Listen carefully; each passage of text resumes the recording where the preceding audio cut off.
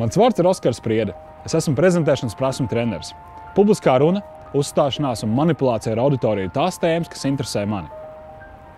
Savā ikdienā vērojot simtiem uzstāšanās, es esmu novērojis, ka ir pavisam nedaudz cilvēku, kas uzstājas teicami.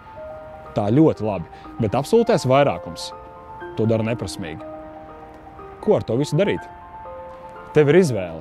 Tu vari neko nemainīt savā darbībā un prezentēt savas idejas tā, kā es darīju to līdz šim.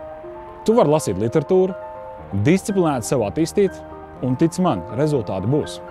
Vai arī tu vari nākt pie manis uz kursu, attīstīt savas prezentēšanas prasmes profesionāļu pavadībā.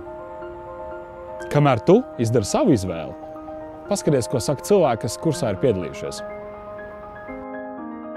Ir nepieciešams šīs prasmes uzlabot, jo vienmēr ir vēlme labāk sevi prezentēt un labāk attīstīt tās lietas, kuras būtu nepieciešamas tieši šādā situācijā. Šīs te prasmes un izpratne par to, cik ļoti svarīgi ir ķermeņa valoda. Es esmu sācis uzstāties brīvāk, nekautrēties no sevis, no tā, kā es runāju, kā es uzstājos. Mēs uzstājāmies paši dzīvajā, nepazīstamās publikas priekšā. Vajadzēja mācīties teoriju, bet bija pietiekami daudz praktisku darbošanos iespēju. Tas nozīmē, ka varējām patrenēties, ieraudzīt sevi no malas. Iepazīties jauniem cilvēkiem, paskatīties, kā dara citi. Sapratu, ka nekad nevajag baidīties. Teorijas un prakses apvienojums. Tieši iemācīts veids, kā apgūt praksē šīs uzstāšanās prasmes, kas ir vispār būtisks, ko vajadzētu zināt. Jo ļoti bieži mēs kaut ko nojaušam, bet nezinām. Nevis tāds īsts kurs, bet tieši tas, ka šis kurs bija ilgāks. Tas bija diezgan svarīgi. Kursos var to visu salikt pa plauktiņiem.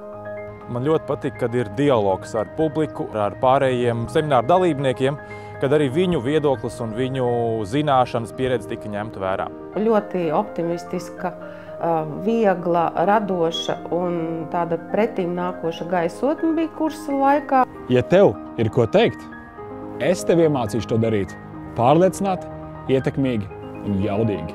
Gribu iegūt pārliecību par sevi tiešām labi sagatavot un profesionāli to izdarīt, tad šī ir īstā vieta. Tagad ir tas brīdis, kad sevi attīstīt. Tu nāksi?